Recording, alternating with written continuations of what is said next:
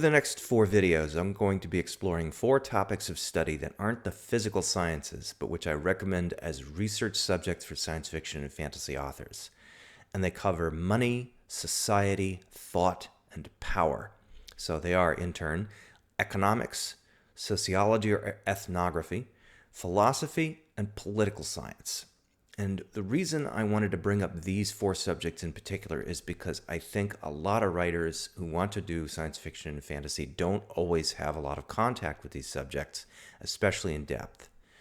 And when they should explore them, they should explore them by way of something like a college text rather than what I would describe as a CEO airport read, which is designed to give a fairly superficial and often one-sided view of the subject. So for today's video, I'm going to talk about economics. And the general reaction many people have to just the mention of the subject economics is they turn their noses up. It's boring. Everybody remembers the Ben Stein character in Ferris Bueller's Day Off, scraping the chalkboard and the students falling asleep. There's many examples, though, for how economics can be used in an interesting way to undergird a story in a science fiction or fantasy setting. There's the Spice and Wolf series, for instance. There's the Trader Baru Cormorant series. Economics plays a key story element in both of those things, and they make for really lively storytelling. So if you want to get into economics as a science fiction or fantasy writer, the reasons I recommend this go across a couple of different categories. And the first is that it helps to know what economics actually is. So I can open this discussion by quoting a textbook that I have about economics. And the quote is, "Economics is how we make decisions in the face of scarcity." What do we do when there's only so much of something? How do we organize things so that we don't starve people or otherwise deprive them? And so in that sense, economics is a universal, in the sense that we all deal with it, a normative concept in the sense that it affects just about everything that we touch in some way. Because economics doesn't just mean the movement of money, even though money is a pretty universal notion. Every society that has ever existed beyond the extremely primitive has had some concept of abstraction of work, and that's what money is. If I'm a shepherd and you're a woodworker, there's only so much barter that we can perform with each other or with the rest of the world before we starve, because my sheep and your woodworking are not going to be universally fungible. So we have to come up with some way to scale the exchange of labor, especially when you have 7 billion people involved.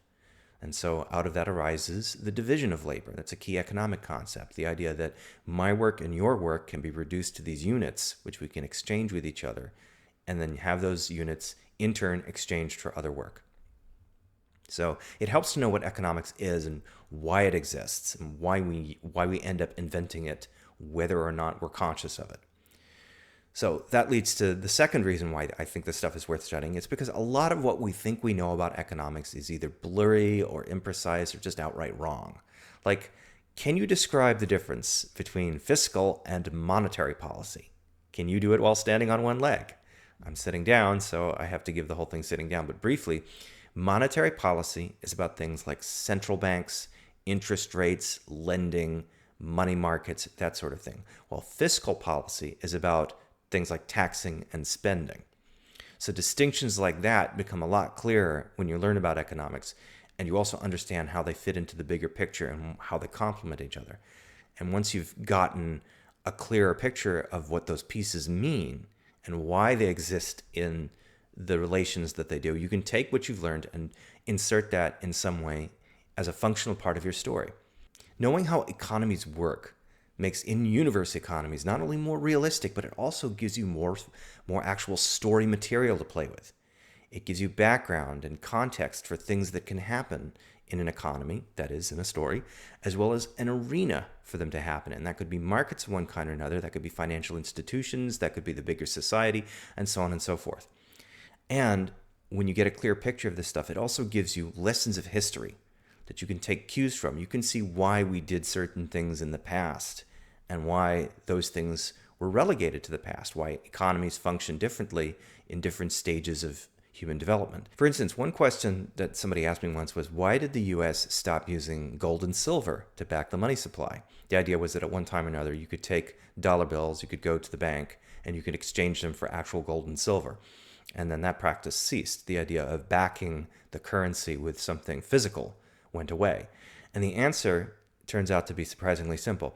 If you have a currency that is backed by a commodity or a couple of commodities like gold and silver, this actually creates a loophole. It basically allows those who can manipulate those commodities on the market to also manipulate your currency's value and in turn your economy. And there are historically documented examples of this. So what's better is to have the dollar backed by the value of the entire US economy and its government's power. And all of that together is far more robust and flexible than any one commodity that you could engineer a corner on the market for. So in a world this diverse and interconnected, you don't want a single point of economic failure revolving around one or two single things. You want things to be as robust as they possibly can. But maybe in your story, the people have not learned that lesson yet, or they're about to learn it the hard way, or they learned it once and they decided to take different action. You see how these things can be used. So how do you learn more about this subject? Well, again, my recommendation is to start with a textbook, an actual college level text. That's the 30,000-foot overview that gives you the biggest spread of information, and it can also double as a reference. You can skim through it at your own pace, or you can pull it out, read it closely, and refer back to it when you want to look up some specific topic. And one textbook that I found is surprisingly good, and more importantly, it doesn't cost anything, is from the open source publisher OpenStax, and it's called Principles of Economics, 3rd edition. It's very plainly written, it has lots of illustrations and details, and best of all, it is completely free to read online. But you can download a PDF for offline reading, or you can get a print-on-demand edition to stick on your shelf. There is another textbook that I recommend by Paul Krugman, the prize-winning economist. It's called simply Economics, and it is truly excellent in the sense that it has a lot of really professional, detailed material in it, a lot of case study type stuff, but it is not cheap. It is $100+. So this I do recommend, but only if you have the budget for it. We also have the For Dummies series, and there's Economics for Dummies. It's not expensive at all. It's only about 15 or 20 bucks, but it's less granular. There's not as many case studies or that sort of thing, but it's still a very nice explainer, and it lays everything out for you in a highly accessible way. And in the same way, there's a book from the DK Big Ideas series called The Economics Book, Big Ideas Simply Explained, and it's kind of a coffee table book approach to the subject with lots of graphics. So it's very interactive. So whichever way you choose to approach this, if you're studying economics for your storytelling, you want to set aside some time to really sink into it. And even if you don't use this right away for story material directly, a one-to-one correlation between something in economic theory and some plot element or what have you, just researching the subject alone will pay dividends because it's going to give you perspective. It gives you perspective on the way our world works, and it gives it perspective in a way you might not have had before, or that you may only have been distantly aware of but didn't really connect the dots as closely. Economic forces are often invisible to us individually. We read about them in the newspaper, but we don't really see them manifest except in the abstract.